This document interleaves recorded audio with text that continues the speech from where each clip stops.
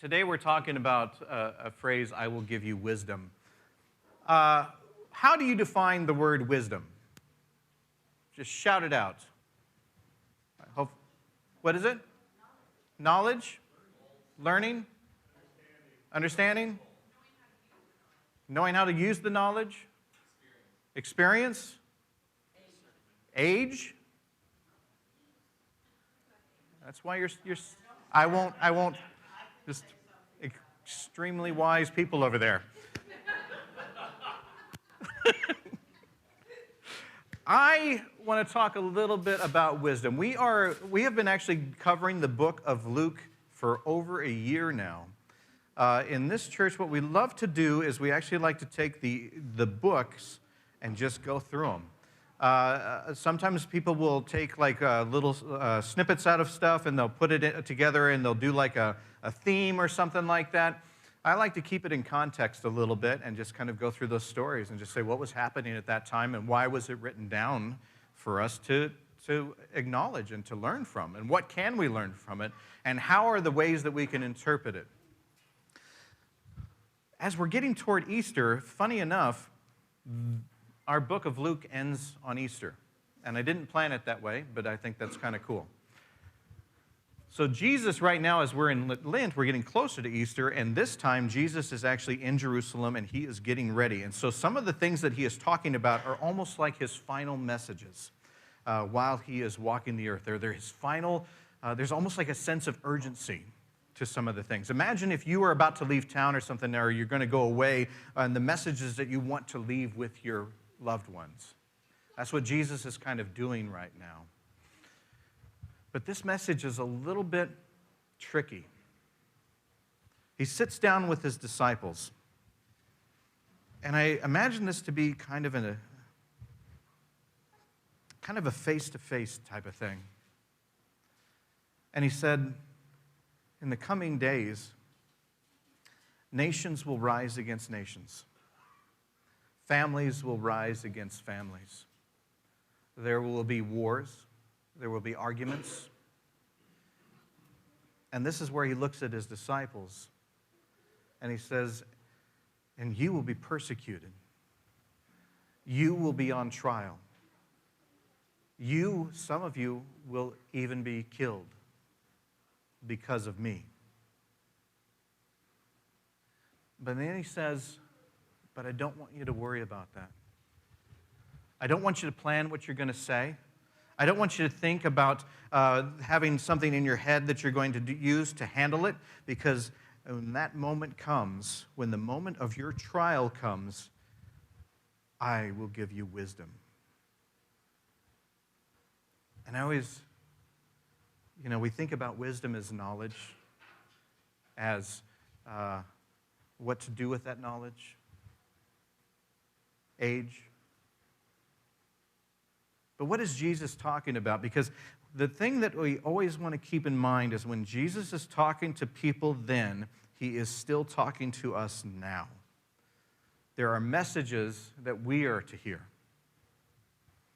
A lot of people love to use this as a time of, they like to explore and do end time scenarios. But sometimes our life can feel like it's the end times. We go through stressful things in our lives. We have things that challenge us. Some of us have had health problems. We've had family problems. We've had work problems. We've had issues that have been very, very tumultuous for us. Did I say that word right? Tumultuous? Did it sound good? All right, as long as it sounds good. What is it? Whatever she said. But we have these moments in our lives that are very, very challenging. How do we gain wisdom? Where is God in those moments? Because sometimes, I'll be honest with you, when we are in the darkest moments, sometimes that's where we struggle hearing the voice of God. And our voice where we seek the wisdom sometimes seems a little bit absent from our presence. But I wonder if that has more to do with how and where we are seeking those voices. A number of years ago, I became a pastor. And it was not something that I thought that I would ever do. It was not something that I desired. It was something that I truly felt called to do. And ever since then, I have hoped and prayed that I am doing what God wants me to do. Every Sunday when I speak, I hope that and pray that I am fulfilling what God wants me to do. Any challenge that we have sometimes stems from the things that we're most passionate about, wouldn't you say?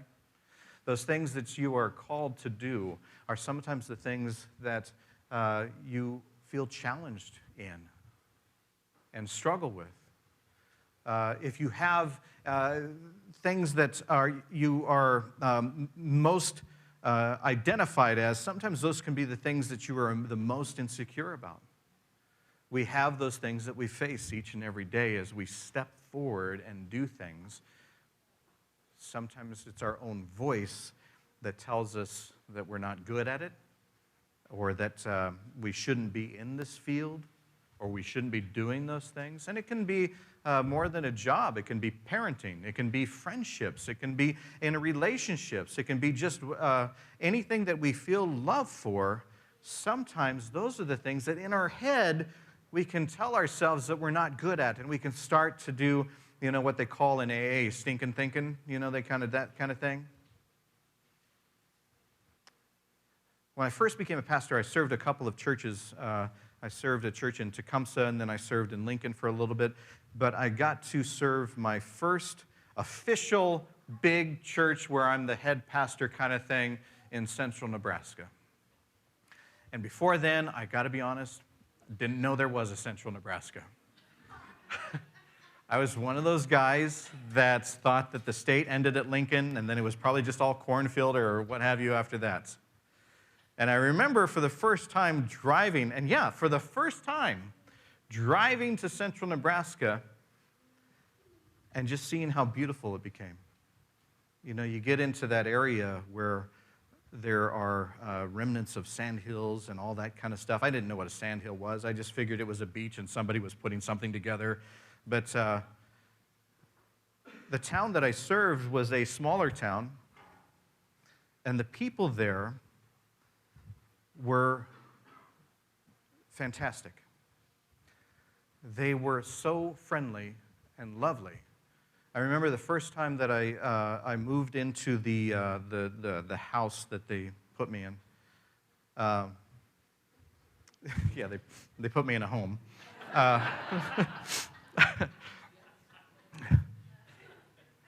The neighbor came over and introduced himself, and we had just an amazing conversation, and there was a sincerity about it. It wasn't just a welcome to the neighborhood. And for some reason, when you serve a small town in central Nebraska, there are ladies that love to bring you kolaches. And I was 150 when I first moved there. I didn't know what kolaches were, but they love to just bring you food and stuff like that, Then they found out I was a vegetarian, and then they love to make fun of that because I was in cattle country, But they welcomed me, they teased me about it often and called me the city boy. But it was almost like Mayberry, on the Andy Griffith Show, where everybody knew everybody and everybody just supported everybody. And even when people didn't go to the church, everyone knew who the pastor was. And so if I'd go to the grocery store or anything like that, people were always saying hi and being so friendly and so nice. And it made me feel supported. It made me feel loved. And so it was a great way to start in a fresh opportunity as a new pastor and everything. Because I'll be honest with you, there are pastors that will come up and they come up and they some of them I think have all the answers and all that stuff. I ain't one of them. I don't have all the answers, and sometimes I don't know what I'm going to say the next thing, and it's a scary thing sometimes to be in front of people and do this. And so when you come to a town and they're so welcoming, it's marvelous. And this town, the church, building size, and a little bit of the population was one of the biggest churches in that town. And what would happen is a lot of people would ask to use this church when they would have things like funerals. Because the churches that they served in, they didn't have enough room for people, for all the family and everything like that. And funerals are a hard time to organize, and so they, as a tradition, the church rented itself out for people that had these funerals. When I talk about listening to God and stuff, when I first came to the church, I've always had a policy, and some people don't, and that's fine. But for me, I've always had this policy that some people, when a pastor does a funeral, they get paid for it. And I've always refused that because I always think that funerals are not something that someone should get money from. It's something that we just do out of love for another person, whether we know them or not. And so I started to think that it was a little bit weird that we were charging rent for people that were going through a time of grief. And I wanted to change that. My first big decision as a pastor for policy stuff. And I went to the meeting of the church people and things like that, and I sat down, and I was so excited about it because I prayed on it, and by golly, by golly, yeah, I'm the cool one. But I thought, we don't charge for this because it's a neighborly thing to do. And so I sat down, and I was expecting people just to, say, yeah, we get you. And I told them, I don't want to charge for funerals anymore. I want to make our place free. I want to make it free for use for anybody that is having a hard time, whether they attend a different church, whether they attend a church at all. This should be a place where people should be able to come and celebrate the life of somebody they love without an extra cost involved, because funerals are expensive. And a lot of people did say, yeah, that makes a lot of sense. But there was a small group of people that said, you're changing our church. And suddenly I found that in this small group of people that the honeymoon phase of the church, for me, was over. And this small group tried to get me out of that church faster than anything. They called my district superintendent. They told him that I was power hungry and that I had gone crazy. And I talked to one of the person that called the district superintendent, and I said, he tells me that you say that I'm power hungry and I've gone crazy. And he said, I never said you were crazy. Yeah, said just like that. And so as time went on, this group started to try to get more and more people to turn against me. And so it was my own little trial, I guess. And being a fresh pastor, it made me sad. It hurt my feelings, but it also made me question everything that I was doing. Am I making the right decision here? Am I here to adhere to popularity, or am I here to do what I feel is on prayer? Because sometimes we know that if we do what we feel like God is calling us to do, sometimes we don't win the popularity contest. But it really made me depressed. I got a little bit miserable about it. And I started to stew about it. And as I got more and more into it, and the arguments started to happen more and more, I started to question where God was in my life. Where was the wisdom that He was supposed to give me? This was my trial. This was one of those hard times. Where was the wisdom that God was supposed to give me? And then I'm sitting in my office, and the mail came, and somebody wrote a letter. They actually, small town Nebraska, they write letters. It's weird. No email or anything like that. And on one page, it just said things like, keep up the good work. You're doing a good job. You've brought more people to the church than have been to this church. You don't have to listen to critics. And it was written by Dennis, who's right there.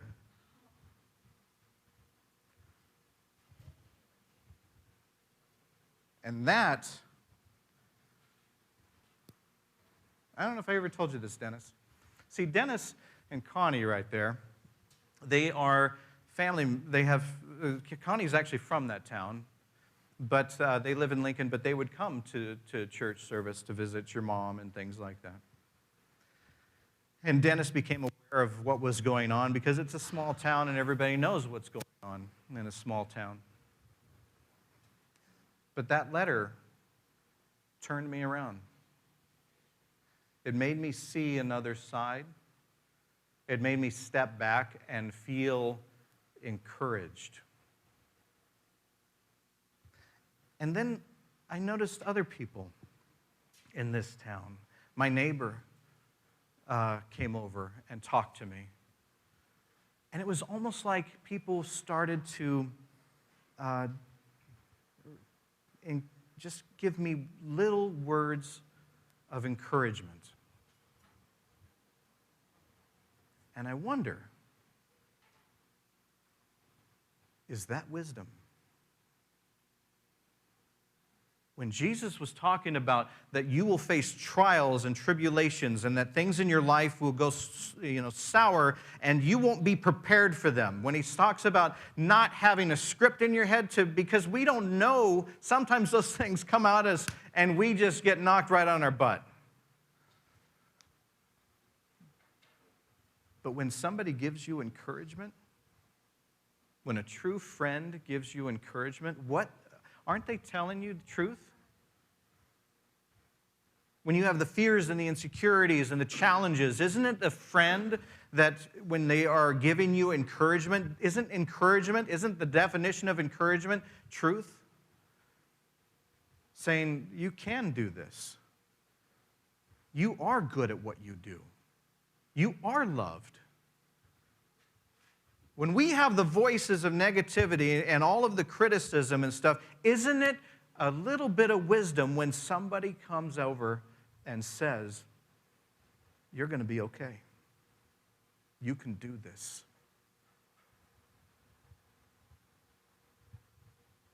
Sometimes we think of God's voice as this big thunderous thing. We think of Lent as times when we have to sit in prayerful things and we listen for lightning to strike or thunder, or we listen to something in our head because it can't come from the outside.